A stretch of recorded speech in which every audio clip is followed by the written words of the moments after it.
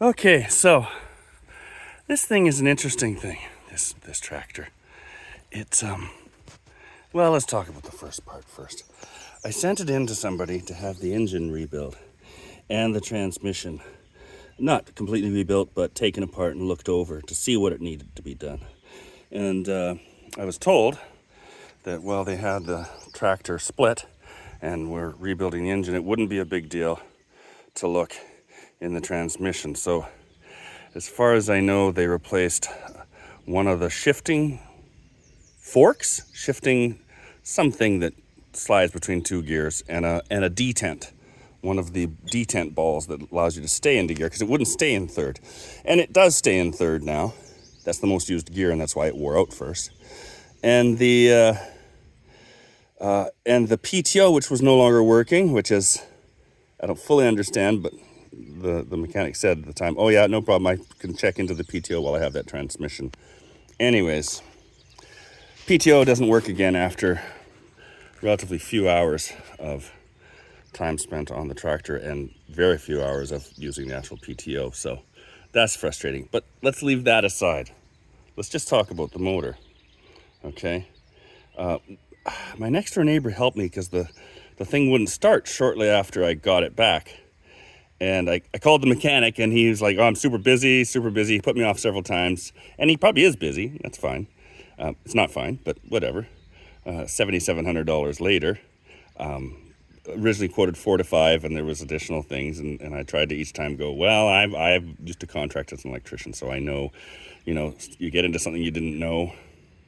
Okay, I'm on two minds of the subject. I have two minds on the subject, because on the one hand, when I would run into something I didn't know was there and it was my bad on the quote, I'd be like, that's on me. Yeah, I'll still stick with my quote, but whatever. I also knew how hard that was sometimes for me. And so when he said, the engine block was cracked, and I didn't know that, and they'd sleeved it to make it work, and it wasn't even the right engine block. It was an old 15 years older engine block from a Ford 8N, and they jammed it into this Ford 850, which is 15 years newer. And so he got the right block from Kentucky or North Carolina or something for $700, and I paid the extra $700. That rim was rusted right out when he had the whole thing apart. He says it won't hold air, so I got a new tire and a new rim. That's fine. That's not on him. I paid the extra for that. But even then, the engine went way past what it was supposed to be. My mechanic from across the road, not my mechanic, my neighbor, who is a diesel mechanic, comes over to help me get it running again. And he goes, oh, well, your points and condenser are shot. And I'm like, oh, but they're all new, because he just did a complete rebuild. And he's like, nope. No, the only thing new here is the spark plug wires. And I'm like, yeah, but what about the cap and the points of condenser and the plugs? He's like, no, these are Ford Autolite plugs. He said they haven't made ones like this in 10, maybe 15 years. No, those definitely old plugs, and I'm pretty sure they're old plugs. And then definitely he didn't replace the points and condenser. So I think what happened is he got partway into it and went, shit, I shouldn't have quoted so low, and now I'm finding more stuff. And every time he approached me about stuff that sounded reasonable, I paid some extra, and I think he still felt he was too far in, because otherwise, why would you do a complete rebuild and skip the plugs and the wires? And yeah, okay. I digress from my digression.